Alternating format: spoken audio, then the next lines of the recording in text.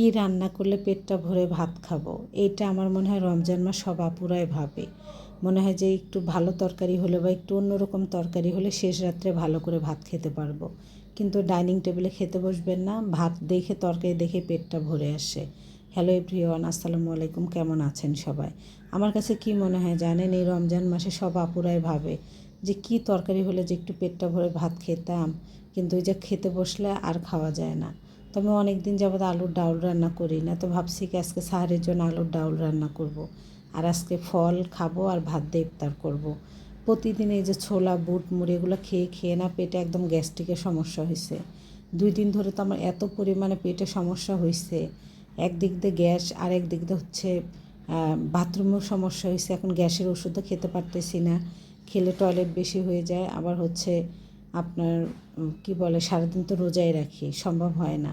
তো ভাত দিয়ে ইফতার করবে, এই জন্যে ডাউল আর হচ্ছে ডিম ভুনা করতে চাইছে। আর এটার সঙ্গে যদি আর 1-2টা করতে পারি তাহলে সেইটা দিয়ে ভাত খাবো আজকে। মানে আজকে এক কথায় ভাজা পোড়া খাবোই না।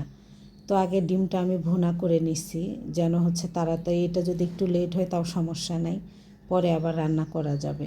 কিন্তু যেহেতু ইফতারে ডিম ভুনা দিয়ে ভাত খাবো আর একটু ভাজি টাজি করবো, তো এই জন্য আগে ডিম ভুনাটা আগে করলাম। পরে এই যে আলুটা হচ্ছে আমি সিদ্ধ করে পরে হচ্ছে চটকায় নিছি, এখন একটু কষায় পরে এই যে পানি ঢেলে দিতেছি, দিয়ে ভালো করে মিশিয়ে নিতেছি। আলুর ডাউল রান্না করব।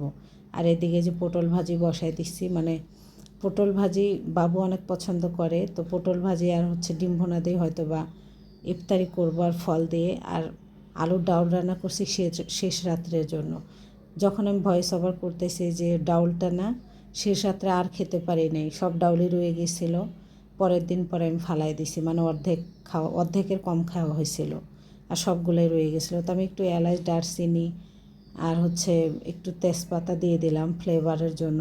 এই ডাউল যদি রমজান ছাড়া রান্না করতাম না, একটুও থাকতো না, আরও শর্ট পড়তো। ওই যে রমজান মাস খাওয়া যায় না।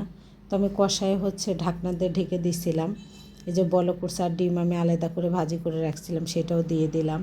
আর রান্না অর্ধেক করে রেখে পরে হচ্ছে আমি গোসল করে নিছি, এত গরম লাগতেছিল। গোসল করে নামাজ পড়ে তারপর হচ্ছে আমি মানে রান্নাটা শেষ করে ফল কাটি নেই, তখনই আগে গোসল করে ফেলছি।